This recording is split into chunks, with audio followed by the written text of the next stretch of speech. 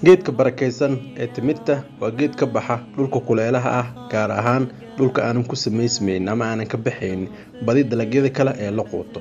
Dhulka ay timirta ka baxdo inta badan waa dhulka lama deegaanka ah, waana dhul saxara ah oo cimilo ahaan aad u kulul. Timirtu waxa ay leedahay faa'iido badan, waxa ayna caawisaa qaybo badan oo ka mid ah jirka bini'aadamka.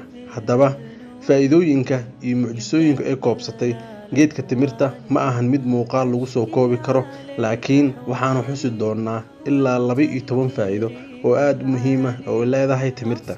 1.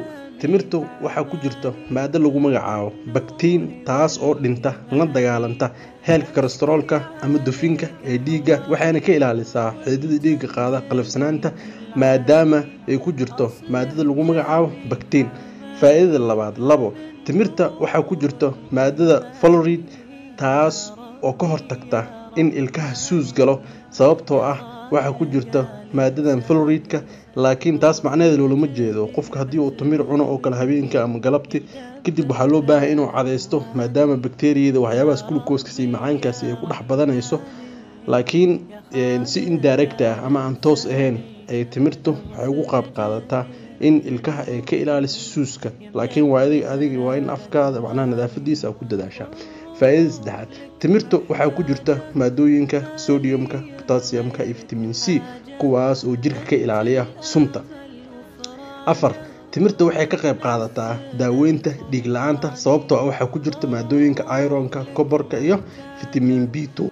5.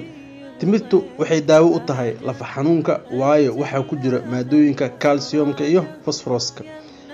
6. Timirta waxa ku jira maadada selenium oo ka hortagta kansarka, sidaas darteed baan dadka ku nool meelaha beeraha ah timirta u aqoon kansarka. Macnaha waxa ula jeedaa dad ku nool meelaha beeraha timirta iyo waxaas inta badan kansar lagama soo wariyo ama kansar kuma dhaco. 7. Timirta waxa ku jirta maadada daaweyso itaal darada galmada ee ragga. 8. Timirta waxa ku jirta maadada boron oo daaweyso rheumatism-ka iyo kansarka maskaxda. 9. Timirta waxay daaweysaa qaleelka, dubka ama maqaarka wax loo yaqaan iyo indhaha, waayo waxa ku jirta maadada vitamin A.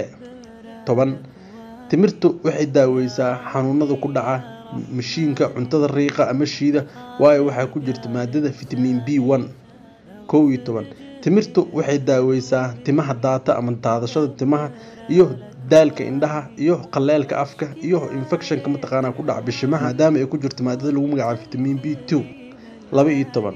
Timirtu waxa ku jirta maadada loo yaqaan vitamin C, sidaas darteed dadka inta badan timirta cuno laguma arko cirid dhiigga ama cirid xanuunka. Marka 12kaas faa'iido ayaan ku soo koobaynaa faa'iidooyinka ugu waaweyn ee timirta. Marka geedka barakeysan ee timirta lama soo koobi karo faa'iidooyinka laga helo, waana geed cunto ahaan ka sukow daawo ahaan loo adeegsado, asaga oo ka hortag u ah cudurro badan oo dadka asiiba. Diinteena suuban waxay dhiirigelisay isticmaalka midhaha timirka, asagoo nabigeena suuban sallallahu alayhi wasallam laga soo wariyay inuu yiri ma gaajoobo cid ay gurigooda taalo timir.